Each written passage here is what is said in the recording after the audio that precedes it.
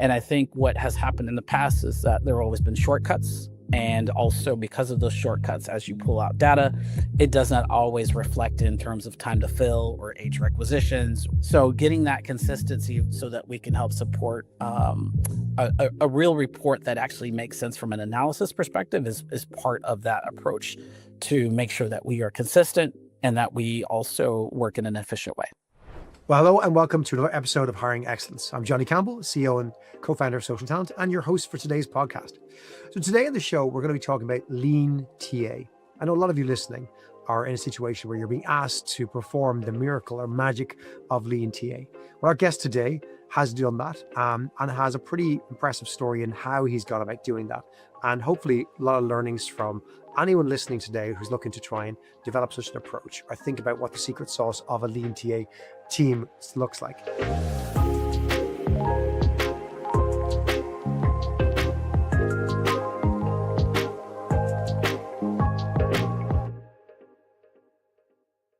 I'm privileged to be joined today by Rob Rice. Rob is the global head of talent acquisition for an organization like ERM. Rob is very much an international traveler, bases himself in a couple of different locations around the world. So we might start by asking Rob where he is today and maybe to introduce himself. Rob, you're welcome to the show. Thanks, Johnny. I am actually based in Oslo, Norway. So I've been here for a couple of weeks. I sit in Houston, Texas. That's kind of the home in between. So just a little bit about my background. I've been working in talent acquisition for around 20 plus years or so. Currently been with ERM for about 7 and worked with certain organizations like Aker Solutions, Equinor, the EPC and engineering side, as well as the energy companies, and spent some time with a global sustainability company also, and then worked with Sodexo. So Sodexo is a company that focuses on hospitality. So I've had a bunch of different types of roles as well as different industries I've supported. In addition to that, I'm a father of 3 young men, and I spend my time also helping supporting them even in their own careers and their development. So looking forward to seeing what they do with their careers as well. So Rob, I'm a father of 4 young men. I think I may have told you that before. I was telling somebody about 2 weeks ago in London this, and they said, no, I'm a father of 5. And then I was chatting in Dallas last week with a few folks, and there was one at the table who told me she's a mother of 7. So there's always somebody worse off than you, or better off, depending on your perspective. Yeah. So Rob, ERM, tell us about the business. What does it do? Maybe its size, type of skills you hire for, type of markets you hire for. Sure. So ERM, we kind of position ourselves as the largest sustainability consultancy firm. We're based in London and backed by KKR, so private equity backed. ERM, we have a whole host of different services and industries that we support. So I'll just kind of name a few. So from an industry perspective, we're in the tech, mining, pharmaceuticals, as well as in the chem sector. We support everything from capital project delivery to sustainability, climate change, different types of supports in health and safety, et cetera. So we bring in the consultants with the technical chops that go out and do the work. And kind of that's where my team is positioned to help support from a growth perspective. We have a bunch of different markets that may grow or contract, kind of depending on kind of where we are within the macroeconomics, which does give ERM a lot of flexibility in terms of how we support the business and also the markets ahead. So quite flexible, but we've definitely been hitting some spots when it comes to the way that some markets have contracted, and then how do we kind of react to that, and then what does that look like from a TA perspective? So that's where we'll be talking a little bit about more today. So I'm guessing, obviously, UK, Europe, definitely markets. US, Asia, where else would you do a lot of your hiring? So within, I would say the primary markets right now are in EMEA, North America, as well as Asia. We do have a footprint in LAC, so kind of the hiring volumes are going to be where most of the activity hits within sustainability. So that will be North America. Right now, we do see some growth spots in Asia and then also in EMEA. So just depends on where we're what sector is growing, which is where we put our emphasis on. So we do a lot of work within power with the transmission and siting and routing areas, and we're also seeing some work being generated in the decarb space. So. I'm assuming majority of roles, excluding your typical G&A stuff, would they be consulting based professional roles? These are third, fourth level educated folks in high demand, and billable hours would be the focus of the business in terms of getting the right consultants in with it. Yeah, so that is correct. So a lot of those roles will be geared towards kind of our senior to kind of I would say executive level roles where we'll see a lot of that talent.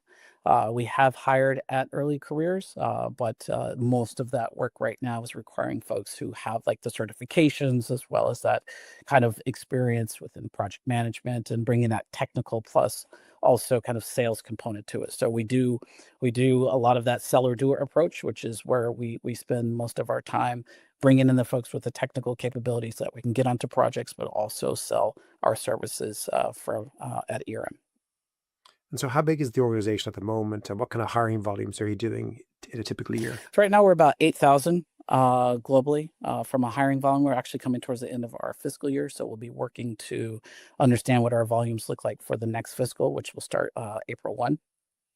Typically, we'll be around 500 to 700 or so annually. Sometimes if it has increased to about 1,000 or so, just depends on kind of where that growth is. So the business is doing well. It's an in-demand industry. Um, Yet your team has gone through a lot of changes in the last couple of years. How big is it at the moment, and how did it get there? So we're now about 40 or so. So we did go from about 70 or so down to 30. We've added a few more. Kind of the big focus has been one in terms of like how we are organized. So we do have teams that are supporting each region. But we are working on ways to kind of bring folks together to consolidate and kind of create more operational efficiency. So between that, looking at processes, the way that we've connected with the business, one of the big areas that we've been focusing on is getting more upstream when it comes to commercial and understanding proposals, so that we can identify kind of skills, capabilities in the market, develop talent pipelines, kind of work through that process a little bit more efficiently, and then also kind of introducing kind of technology into the play as well. So kind of reducing the team size has been part of kind of the business transformation. But being able to, and I'll just back up a little bit. That was also connected to some areas where we did not have growth. So it kind of made Hmm. sense to kind of align with growth. But now we see things picking back up. So looking at that efficiency angle is how do we connect with folks who are in different regions and making sure that they have opportunities to help support the business from a recruitment perspective, and not just going adding talent in a region because that region has a demand. So we're looking at that from an efficiency perspective, and then going back to process, we are reintroducing our global recruitment process. That's another thing that has also popped up, which is to make sure that the teams are aligned with the way that we operate consistently, how we support the business, how we engage with agencies, how do we make sure that we are identifying talent in the market with those tools. So a combination of those things have helped kind of reshape and kind of just make sure that we level set before we move into the next fiscal year. So let me just unpack some of that. So going back to that capacity um, challenge or opportunity, the previous version of this, if I'm correct, Robert, was that each region or location or business had their own recruiters working locally Mhm. for that region or business. And as you said, the demand would fluctuate. And some markets went down, other markets went up. And so you have, you're going through a reorg where you've become a global recruiting team, which allows you to move that capacity around the globe to different markets, different businesses as the ebbs and flows of demand moves around.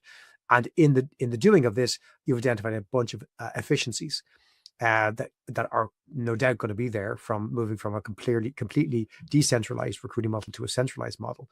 But also the challenge that comes with that is implementing a global standard around the world. But you mentioned reintroducing a global standard. So was it always this way? Have you gone back and forth between these two models? And how long are you going through this now? Well, it still sits within the regional teams, but I think what has happened is that each region has understood that there is the need for us to collaborate and work together in a way that kind of, I would say, dotted line global, if you will. So part of that is if we go back to kind of just understanding kind of what the demand is in the market so that we can align in terms of recruiters KPIs and kind of capacity planning from that perspective is understanding the hiring plan. So each region we consolidate the hiring plans to understand kind of what's the skill demand, what are the services that we're growing globally, so that we can provide some consistency around talent attraction. How do we align with marketing, and then leveraging some of our tech tools to help support kind of talent pipelining. So doing that from a regional consolidated into a global. The other element that is coming relatively new is aligning with our commercial. So previously, as our business would go out and submit for proposals, the challenge is sometimes that we would win the work and then TA would find Mm. out after the work is won, and then you're scrambling to try to figure out how do you kind of meet this new need. So getting to a point where we are at maybe a stage three, which is typically where the business starts defining resources. What does the talent mix look like if it's going to be internal, and what's the external needs? And getting to that point where we identify the skills and then start working down through that process. That to me, plus the hiring demand, is how we like create that efficiency within our teams. So if we do need to actually add additional headcount, right, there is a strong business case for that. But Mm. right now, this is hey, this is the demand that's happening, whether it's in this region and consolidated, and then how do we make sure that we're connected with each regional team and bringing them in to help support. There's other kind of the other kind of components that are connected to that from a growth and development. Like they're not always working this individual talent acquisition advisor supporting, for example, APAC. Now we might have time zone challenges, so we're really trying to consolidate and understand what region can you support, what time zones are you willing to work on? What skills and capabilities, what types of roles have you worked on? And mapping that out so that when we go to and understand that there is a need and there is a demand in this particular region, we have a list of TAs that we can reach out to help support. So it is a combination of understanding that demand and then pairing that up with the resources, because each region does understand that we do need to collab and to make sure that we are focused to support the business regardless of what happens in the region. So it's less of a COE, more of a COE plus one, and are on steroids, where you're not just defining global systems and global standards and hoping people obey them. You're also coordinating the work. You're looking at global capacity and then mapping out where you can deliver the capacity through, and then coordinating with the regional leaders as to, okay, we've got a role in this region. It's not your geographical region, but it's within your time zone, within your capability fit. We need your team or some of your team to start working on these roles. Um, what challenges has that brought up in the implementation, Rob? Or it's been I plain think that sailing, super easy, no? I think the first challenge has just been around consolidating the information. So Mm. each, for example, when I'm talking about information on the hiring plans, so we'll just kind of, and each region has their own way of capturing data. So understanding kind of how do we consolidate that so we can make sense of it. I think that's the biggest challenge. I think ultimately each regional director. So I not only lead the global team, I also lead North America, and then we also have a couple of other regional TA directors. So everyone understands kind of the lay of the land and kind of open to how do we get folks connected, because it's not just us being to deliver the work. It's also make sure that our teams have opportunities for it to grow and develop, as I mentioned. And I think it's a big piece of what we have to offer when we don't necessarily have a lot of career levels for folks to promote up into. It's how do you expand the role? How do you give more opportunity? How do you get them engaged? And these are ways for us to do this. And so that everybody's kind of bought into that. So I think it's more around the data collection and just in making sure that we have a consistent approach on how we view this data. And then what does that look like in terms of how we get folks connected to these opportunities? So typically, when we talk on the show about change management like this, we typically hit three big buckets, so to speak: the org structure, your processes, and your tech. Um, we've touched on the org structure and how you're evolving that. Tell me about the processes. You mentioned obviously developing global processes. What were your priority areas? What were the areas that were kind of most important to go after? And how have you layered the balance between a global approach and perhaps local requirements that pop up? Well, a few years ago, we did set out to map our global recruitment process. So basically, it was a consolidation of what was happening in each region with talent acquisition, plus feedback from the business, and also feedback from some new hires, right, to kind of get their understanding of their experience through the process. And that kind of went to sit on the shelf, not necessarily because of any one reason. It was we got shifted to do something else. And I think as the experience, because we have implemented a survey, which is a new hire survey, we get feedback on process from new joiners and also, of course, feedback from hiring managers. And kind of taking some time to sit and think, okay, we actually need to make sure that we not only introduce or reintroduce this process from a consistency perspective, it's also to make sure that with a smaller team that we're operating in the way that we should. So some of that Mm. includes the hiring managers actually opening requisitions. That's part of like the manager self-service, not talent acquisition doing it, right? That's like one element to it. It could be that our HR operations has a connection point to it where TA was actually focused on doing some of that work. So it's really defining the roles within the process and making sure that everybody understands what it is moving forward. The other element to that was bringing in kind of the KPIs to make sure that we are tracking what is actually needs to be tracked against the process and making sure that we are connected from that perspective. That is also relatively new. There are always going to be some regional nuances, but the consistency from the reporting side is really where we're headed.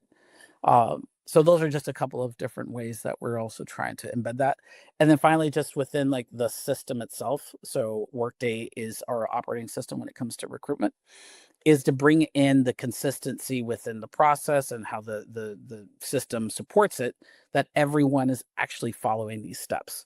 And I think what has happened in the past is that there have always been shortcuts. And also because of those shortcuts, as you pull out data, it does not always reflect in terms of time to fill or age requisitions or how do we manage a frozen or an on hold rec, those types of things.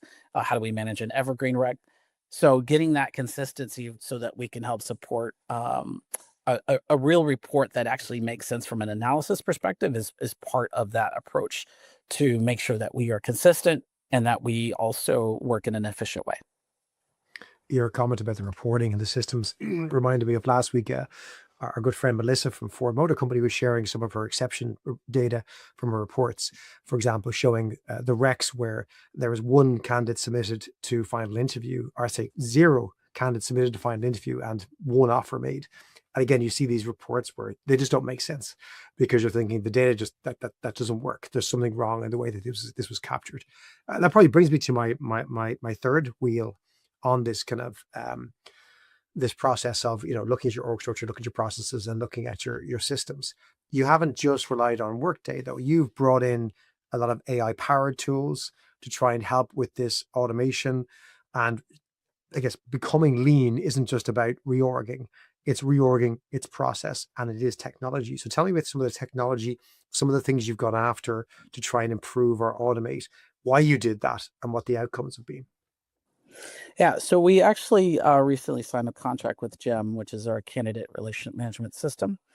And in that, we looked at several different modules to help support kind of recruitment globally. So there's the AI sourcing capability where you're able to bring in the job posting along with the candidate's resume and do some matching against that and giving you a rank, if you will. There's also the interview scheduling module, which is also quite big for us because we've had some kind of, it was always been manual. So giving us an opportunity to kind of get this automated and help support is also quite big. And then also just, the connection and the opportunities within GEM within that talent pipeline. So one of the big kind of programs we just launched, I'm quite excited to share, is our alumni program. So that went live last Thursday. And that alumni program also, using Gym, comes with microsites. So we were able to develop a microsite for the alumni program. And then on the back end, start developing kind of the projects that are connected to like the different services in terms of how we will capture alum and or any other type of talent pipeline. And then the marketing or the event marketing kind of module that also helps with the communication. So some of the challenges that we've had before is that a lot of candidate data went basically nowhere. So if we had an offer decline or if we had a silver medalist, it was in someone's email and or it might be in Workday, but we didn't do anything with that Mm. information. So being able to pull some of these key talent pools into Gym and then being able to continue to use that AI sourcing capability along with the event marketing to keep candidates engaged, to keep prospects engaged, to keep folks who talked to us previously, maybe declined an offer. How do we bring them back into the fold? So a lot of more proactive approach, which is what going back to that commercial side, which is how do we make sure we understand what the demand is so that we can build pipelines within Gym to start talent pipelining and getting ahead should we win a project. So leveraging that tool capability has been quite significant for us. We purchased it in December. We're just now kind of getting our kind of feet grounded with using the tools and folks going through the training. The interview scheduling module training is coming up, so we'll have an opportunity for our TAs to take this as opposed to using a coordinator, if you will. So well, back to the efficiency of how we're using the tools. And One is other everyone? tool, I'm sorry, I just wanted to add Yeah. is so ERM business wide is using Copilot. And so with Copilot, we've been talking to the talent acquisition team about how do we create or opportunities to use this AI tool within the Mm. recruitment process. So one of the couple of different areas that we're using this for is the development of new job postings. So refreshing that, creating kind of the tone of voice and different types of ways for us to make the job posting more compelling. So that's one kind of significant area. I don't think we've changed our job postings in a while, so this refresh is quite big, and it obviously is somewhat instantaneously. Another area that we're using this AI within Copilot is to help develop more precise screening questions. So as we take the skills out of Workday, creating the pre-screen questions that really go to the heart of what we're asking, so that it brings more consistency from the roles that we're recruiting from. The other way that we're doing this is also creating some interview guides. So taking the skills, creating interview guides based off of the use of Copilot. And then we will also use that if we need to create a business case for an offer, for example. If a candidate falls outside the range, we can extract the skills and also what unique capabilities are they bringing to our firm to justify a higher kind of comp, if you will. So we're looking at using that Copilot and how we embed that within the process as a tool to help the team kind of guide through the recruitment connected to the key point of that is the skill and making sure it's grounded in that approach. I love the apps. I love the use cases. I love the potential productivity. What's the uptake been like from the team? Have they fully embraced this? Has everyone said, this is amazing, this is the future, I can't wait to use these tools and change my working? Or has it been a bit more mixed? I think it's been I think originally is mixed. I think right now, because we're kind of going through the growing pains of with Gem, it's been more hey, is this another tool? But going back to the Mm. use case, like once you show them exactly how this can be used and how quickly the information can be turned around, let's make sure that you vet it, then they start seeing kind of really the value of it. If you take just interview notes, some folks are good at, jotting down notes and some folks are not. But if you extract that, take your misspellings, throw it in the Copilot, and then make it make sense, you can start to see quickly how like you become more efficient and get your information in a more professional way to your hiring manager for review. And some folks have, pulled out some cases to say that once they've been starting to do that, the acceptance rate of talent to interview has also increased because they're Mm. really using that to help tell the story about the candidate's capabilities, as opposed to some of the challenges that each individual might have with being able to jot down notes, for example.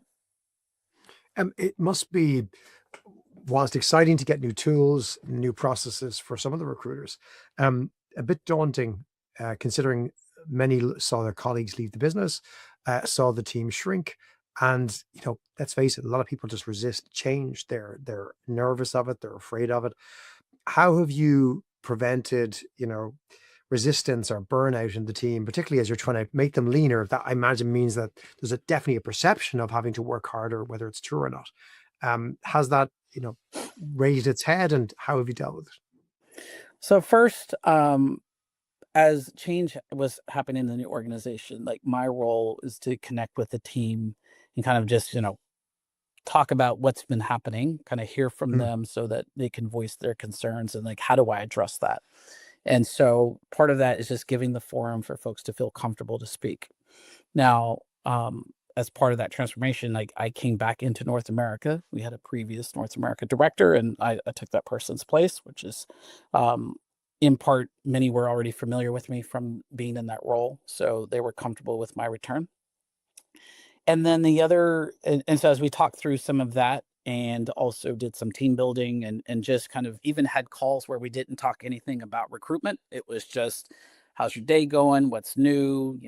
Showing cats and dog photos, and or bring your puppy to work, like whatever that was, just to kind of get your mind off of what we were mm, doing in the day. And so another element to it was just around priorities. Like, I know that there's a higher demand. It's one of the things that I always try to hold on to, which is I used to have many requisitions. I had, at one point, 150 recs that I managed by myself, which is, I would say, unmanageable. So I understand and have empathy for the TAs who have a lot on their plate, and understand kind of how do you manage that. And my part is to make sure that they understand that I know what they're going through, and that they have a partner in that. So we talked through kind of, what are your priorities? Like, what are the priorities in the business?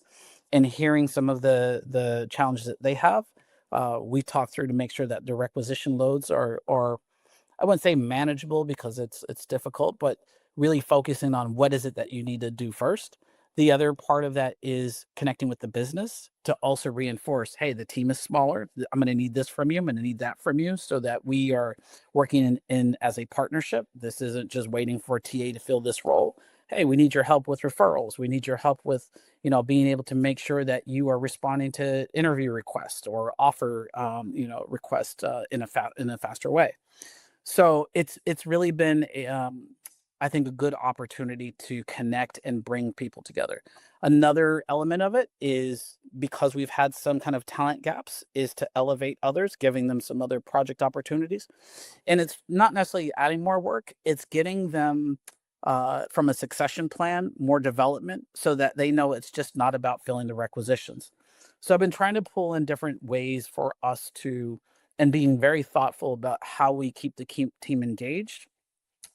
We run team calls every couple of weeks, and in that, we do shout outs. Like, we recognize the contributions of the folks on the team, and it just gives an opportunity for everyone to feel like they're valued, despite kind of the challenges that they have. And then we also try to recognize them with spot bonuses and other financial rewards as well. So we've been doing that, over the past quarter, if you will. So it's been a mix of, opportunities, but it's been really, thought of as in a positive way. Teams are really engaged, and they haven't had folks looking for a new roles. Everybody's been kind of heads down, quite busy. They have clear goals, and I'm working with them to try to meet those goals. Rob, earlier you spoke about the fact that, unlike some of the recruiting teams in a consultancy environment like you're working, it's not just filling recs that could become vacant. You're often doing strategic work as a TA team, helping to win business, price business, decide whether you can go after that stuff. I know, in that kind of a world, that strategic stuff can almost be more important than the business as usual, because you're very much driving revenue. Considering you have the opportunity to drive revenue, when you think about your stakeholders who are, let's say, up from you and across from you in the business, what approach have you taken to try and, I guess, raise the visibility of TA in their mindset to kind of see the impact you can make and the importance of the team, particularly when they're under pressure to be leaner? Well, what we have set up are actually weekly calls with our senior stakeholders on recruitment. And so we have two different kind of buckets of recruitment. We have one that we call, it's more contract based, but revenue generating like instantly. And so based off of those needs, and also the recruitment team that's dedicated to it, there's a close eye on revenue generation and how quickly we can get someone on board. And a lot of that has to do with the team's ability to source, identify, close, Mm. and do it in a very fast and efficient way. We have on the corporate or the FTE side, which is a little bit more kind of average time to fill of 50 days, 60 days types of roles, is basically talking through kind of some of our larger projects. So the visibility of what TA does with the business, it sits with kind of our senior leadership, and my role and kind of my senior manager's role is to bring in like not only what's happening, what are the red flags, what are the things that we could do to speed up. So everyone's keen on what it is that they need to do as they have budgets that they need to meet as we conclude the fiscal year. So I think it's been more of where does TA get involved, back to like I keep going back to the commercial. That has always been like the Achilles, is Mm. getting us more involved on the commercial side, not necessarily at the point where you've won the work. So recently, we've won some work in the power siting and transmission. I have lots of kind of project needs. The talent pool is quite shallow, and there's still a high hiring demand. So, taking some of the data that I've seen with Talent Insights on LinkedIn, but as well as what we've seen with aged recs within our own system, and being able to kind of pull that analysis to say, hey, if this is the hiring demand, this is the average time to fill. You all have X number of recs to fill in a certain period of time. We are not going to meet that within the external market. How do we fill that? And so we're looking at doing some projects internally to upskill talent, but that is based off of the analysis on the external market. And we're going to try to get more of that so that the TAs aren't spending as much time trying to source where there's no actual, or the talent pool is quite shallow. And how do we actually make sure that our L&D and our business leaders are connected on the skills so that we can focus on upskilling and work in partnership. So that's happening across the board, and that's as a result of kind of those weekly connection points that we have with our senior leadership. So this is real talent advisory, as opposed to just talent acquisition advisory, where your team are influencing the rec around enablement plans that they can put together, or training initiatives they can put together to kind of give an alternative source of hire for Mhm. the business. That's almost the holy grail for a lot of teams, Rob. How have you got there? Like, maybe it's not there with everyone in every role at the moment, but the early signs of a success. What how did you get the teams to be able to, first of all, understand the learning requirements of some of these roles, connect them to L&D resources? Did you partner with the head of L&D? Did your team go off learn this themselves, or how did that come about? Yeah. So and honestly, like we're just starting this. So this is like we're running a new pilot now, and part of that is I do partner with the global head of L&D. And so there's the appetite to, if we took a step back and we just looked at attrition, like why do folks leave the business? Hmm. One of the elements is connected to lack of training and development, right? So there's a natural alignment there when it comes to what we're not seeing in the market. And really, my goal and focus has been, if we have a number of strategic growth areas and they're critical to the business, and so, okay, what are the skills and capabilities that we need to recruit or attract that talent? Being able to do that analysis and share with the business leadership on kind of, this is the challenge that we see. Our competitors are after this talent. Our industry is after this talent. There is a element to compensation that we will also be challenged with because of this high demand. How do we make sure that we close this gap? And being able to identify different services within ERM that also have either adjacent skills or skills that we can, with a few different courses or shadowing, that we can upskill. So what that does is obviously provide opportunities for people to grow and develop, and maybe reduce one of the challenges around attrition.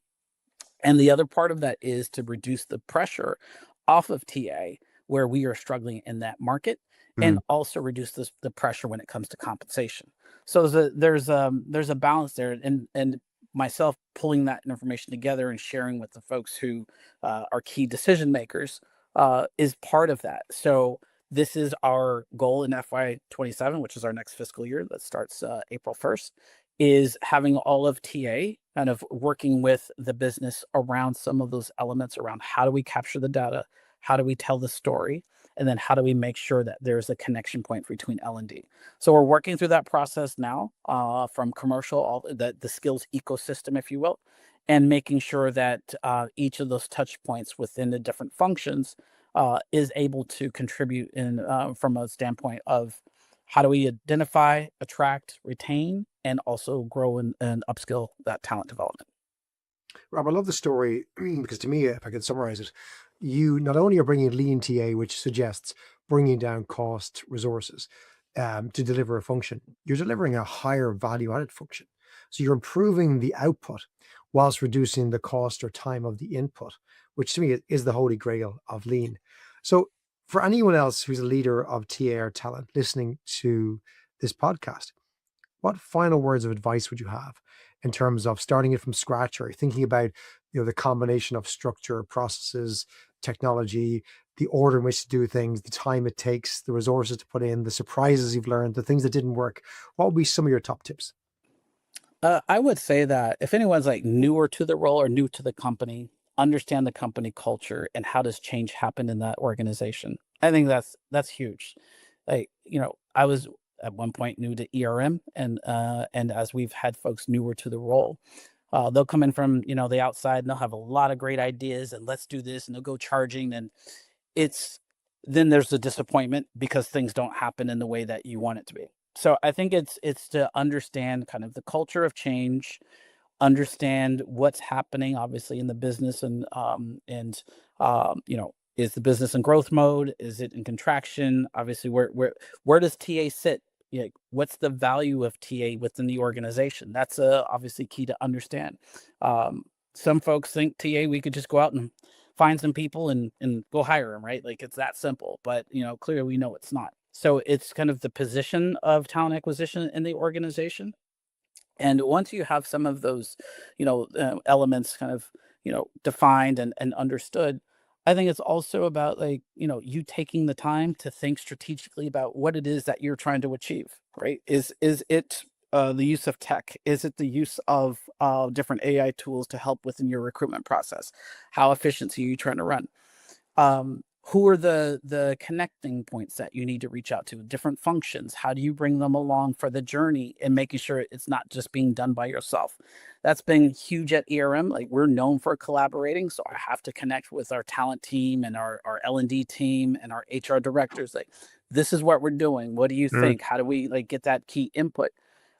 The other big part of that is getting the talent acquisition advisors and managers involved with some of this, change management and or project development, and getting their input in on it. Because, we can come as leadership and come up with all these great ideas, but not only are you selling it to the business, but you're selling it to the team.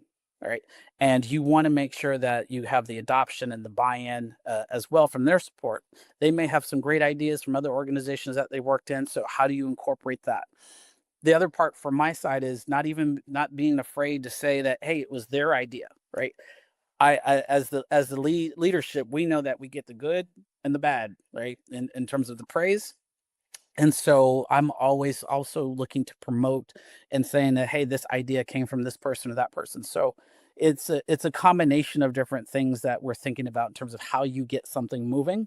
Is that basic understanding of your organization, your change, the way that you collab with your counterparts, the way that you leverage your team, and then thinking about what are the things that you're trying to do to move it forward. And I know that AI is a big component to it. I know a lot of leadership may get calls from different AI like related TA or HR support companies, but we have this and have that. Like, what tools make sense?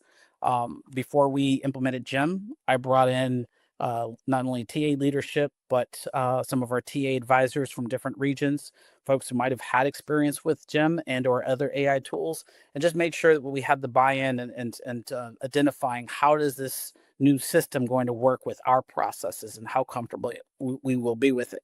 So I usually don't try to just make the decision and say, hey, we're going to go do this.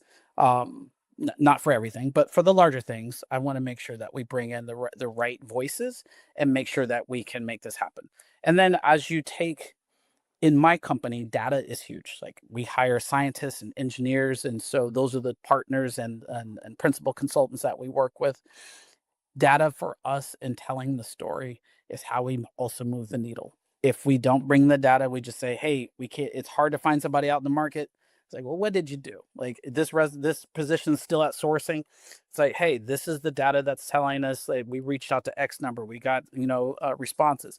How do you make sure that you are using the data to help tell this story? Not all TA is comfortable with it, but it's part of the way that we also upskill our own kind of talent pool within our organization and make sure that we bring them along as well.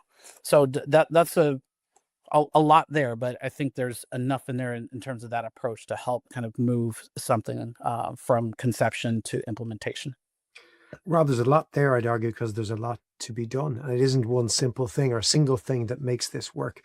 Rob, it's been enlightening to listen to your story, to hear how you're bringing a lean TA approach to ERM, how you're growing out the function, growing the skills, growing the outputs as well. I want to commend you and the team on your fantastic work.